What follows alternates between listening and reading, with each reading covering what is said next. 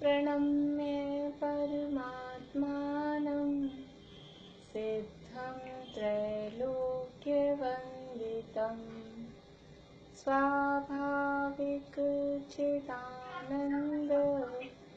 स्वरूपं निर्मलाव्ययम्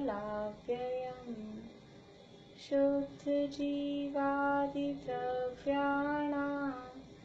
देशिकं च जिनेश्वरम् द्रव्यसंग्रहसूत्राणां वृत्तिं वक्ष्ये समासतः जीवमजीवमदव्यं जिणवरवसहेण जीर्णनेतीर्थं देविन्दविन्दवन्दं वन्दे तं सर्वदा शिरसा कहे जीव अजीव जिनवर वृषभ ने लोक में वे वंद्य सुरपति वृंद से वंदन करूं कर जोड़ मैं।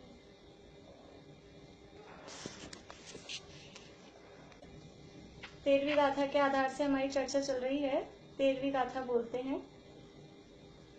मगण गुण ठाणे हिय 14 ही हवंति तह सुदृढ़या विन्नेया संसारी सव्वे शुद्धाहु सुदृढ़या गई इंद्रिये सुकाये जोगे वेदे कसायणानेय संयम दंसन लेसा भविया सम्मत सन्नियाहारे।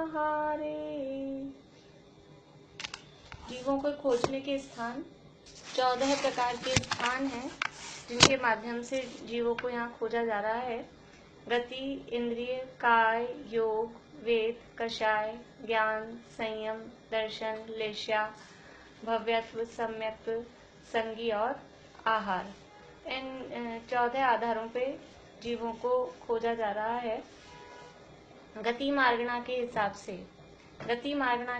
से जीव कितने प्रकार के हैं? 4 प्रकार के जीव या कहें 5 प्रकार के जीव हैं। मनुष्य जीव, तिर्यंच जीव, नारकी जीव और देव जीव। इसके अलावा सिद्ध जीव। क्योंकि हम जीवों को खोज रहे हैं तो गति मार्गणा के 4 भेद भी कहे जाते हैं अथवा 5 भेद भी कहे जाते हैं। वो जो भी हमारा प्रयोजन हो अपेक्षा से कथन किया जाता है। इंद्रिय मार्गणा के हिसाब से जीव कितने प्रकार के हैं? 1 इंद्रिय जीव, 2 इंद्रिय जीव, 3 इंद्रिय जीव, 4 इंद्रिय जीव और 5 इंद्रिय जीव। इसके अलावा जो इंद्रियों से रहित अतीन्द्रिय सिद्ध भगवान हैं वो। काय मार्गणा के हिसाब से जीव कितने प्रकार के हैं? ये मनोयोगी, वचन योगी, काय योगी अथवा अयोगी। ये जीवों को खोज रहे हैं। हमको मन वचन काय को नहीं देखना था, हमको शरीर आदि को नहीं देखना था। हम इसमें से जीवों को खोज रहे हैं, जीवों के ढूंढ रहे हैं। तो काय मार्गणा के आधार पे मनोयोगी जीव, उभय मनोयोगी, सत्य मनोयोगी, असत्य वचन योगी, ये जीवों को खोजा जा रहा है। इस आधार पर जीव देखे जा रहे हैं। तो या तो योग वाले जीव हैं अथवा अयोगी जीव हैं। फिर हमारी बात चल रही है वेद मार्गणा के आधार पर। वेद मार्गणा अथवा वेद किसे कहते हैं कि जो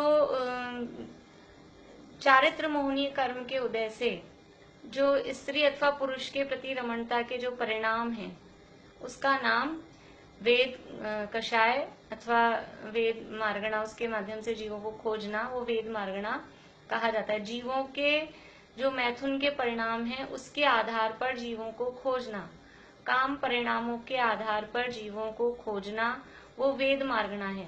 वेद शब्द वेदन के अर्थ में है। जैसे वेदनीय शब्द में वेदनीय अर्थात जो सुख दुख का वेदन कराए। ऐसे ही यहाँ वेद का अर्थ है जो उस तरह के काम वासना का अनुभव कराए, वेदन कराए, उसका नाम वेद है। तो ये वेद जो मार्गणा है, इसके 3 भेद, पुरुष वेद, स्त्री वेद और नपुंसक वेद। और इसके अलावा चौथे हैं अवेदी। अवेदी कहें अथवा अपगत वेदी कहें, अपगत वेदी शब्द उसके लिए आता है। तो पुरुष वेद किसे कहते हैं कि स्त्री के साथ रमण करने का जो परिणाम है उसका नाम पुरुष वेद। स्त्री वेद किसे कहते हैं कि पुरुष के साथ रमण करने का परिणाम, उसका नाम स्त्री वेद। और नपुंसक वेद किसे कहते हैं कि स्त्री और पुरुष दोनों के साथ रमण करने का जो परिणाम है उसका नाम नपुंसक वेद है।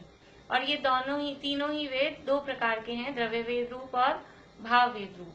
जो इस तरह के जीव के परिणाम हैं वो तो है भाव वेद, और बाहर में जिसके माध्यम से लिंग पहचाना जाता है, स्त्री है, पुरुष है अथवा नपुंसक है, तो वो बाहर के पहचान के जो शरीर के चिन्ह हैं वो द्रव्य वेद कहलाते हैं।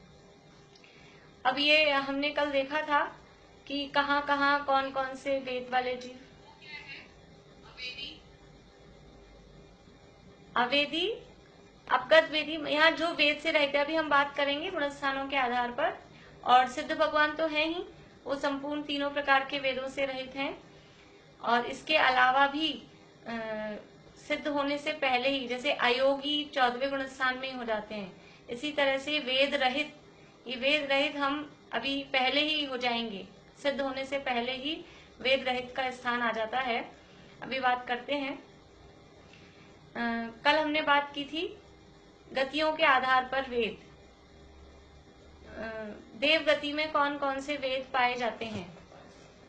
देव गति में कौन कौन से वेद पाए जाते हैं? बोलिए नीतू भाभी। देव गति में 2 वेद हैं, स्त्री वेद और पुरुष वेद। नरक गति में कौन कौन से वेद पाए जाते हैं? नरक गति में बोलिए मनोरमा आंटी।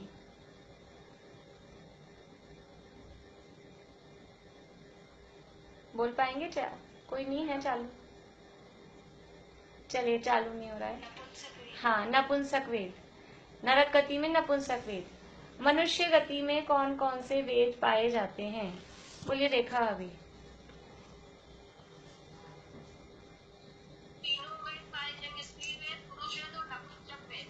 बढ़िया। मनुष्य गति में सामान्य रूप से तीनों वेद पाए जाते हैं, लेकिन अब मनुष्य गति में हम भेद करेंगे। तो भोग भूमि में कितने वेद पाए जाते हैं? बोलिए मीता भाभी। भोग भूमि में स्त्री वेद और पुरुष वेद। कर्म भूमि में कितने वेद पाए जाएंगे? कर्म भूमि में तीनों वेद पाए जाते हैं, स्त्री, पुरुष और नपुंसक। कर्म भूमि में 2 खंड हैं, आर्य खंड और म्लेच्छ खंड। तो आर्य खंड में कौन कौन से वेद पाए जाएंगे और म्लेच्छ खंड में कौन से पाए जाएंगे? बोलिए सुनीता आंटी।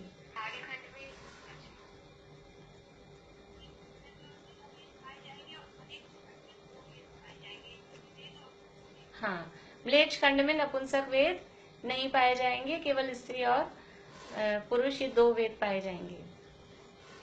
अभी मनुष्य 2 प्रकार के भी होते हैं अन्य रूप से, एक गर्भज मनुष्य और एक सम्मूर्छन मनुष्य। तो सम्मूर्छन मनुष्यों में कौन सा वेद पाया जाएगा? बोलिए मीनू दी। सम्मूर्छन मनुष्यों में नपुंसक वेद ही पाया जाएगा। इसी तरह से तिर्यंचों में भी इसी तरह से लगाना है कि तिर्यंचों में भी सामान्य रूप से तीनों वेद पाए जाते हैं, लेकिन भोग भूमि के तिर्यंच 2 वेद वाले ही हैं। और कर्म भूमि में भी जो सम्मूर्छन तिर्यंच हैं वो सब नपुंसक हैं, और जो गर्भज तिर्यंच हैं उनमें 3 वेद पाए जाते हैं। तो अब हमें ये देखना है कि मात्र नपुंसक, अब इन सब में से ये छांटना था हमको कि मात्र नपुंसक कहाँ पाए जा रहे हैं, किस जगह या कौन से जीव वो मात्र नपुंसक होते हैं।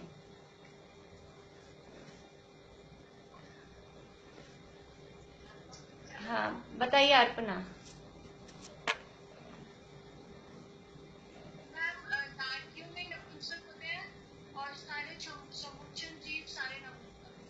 हाँ हाँ, मीनू दी बोलिए, सही है इनका आंसर?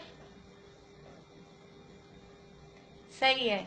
नारकी सारे नपुंसक हैं और मेरी आवाज आ रही है? हाँ हेलो, हाँ मेरी आवाज आ रही है? हाँ हाँ। नहीं, मैं पूछ रही थी समूर्छन मनुष्य कौन से होते हैं? समूर्छन मनुष्य समूर्छन मनुष्य होते हैं जो वातावरण से ही पैदा होते हैं, किसी स्त्री के गर्भ से उत्पन्न नहीं होते हैं, और वो कर्म भूमि की स्त्रियों के जो विशिष्ट अंग हैं, अंडर आर्म्स आदि जो ऐसे गुप्त अंग हैं, उनमें ये समूर्छन मनुष्य उत्पन्न हो जाते हैं, और ये कर्म भूमि की स्त्रियों के शरीर में ही उत्पन्न होते हैं। और इनकी आयु श्वास के 18वें भाग, बहुत ही अत्यंत अल्प आयु होती है, लेकिन वो मनुष्य आयु का उनका उदय है, मनुष्य गति नाम कर्म का उनका उदय होता है, तो मनुष्य कहे जाते हैं। आंखों से दिखाई नहीं देते हैं, अत्यंत सूक्ष्म होते हैं और जन्म लेते ही तुरंत मरण को प्राप्त होते हैं। श्वास के 18वें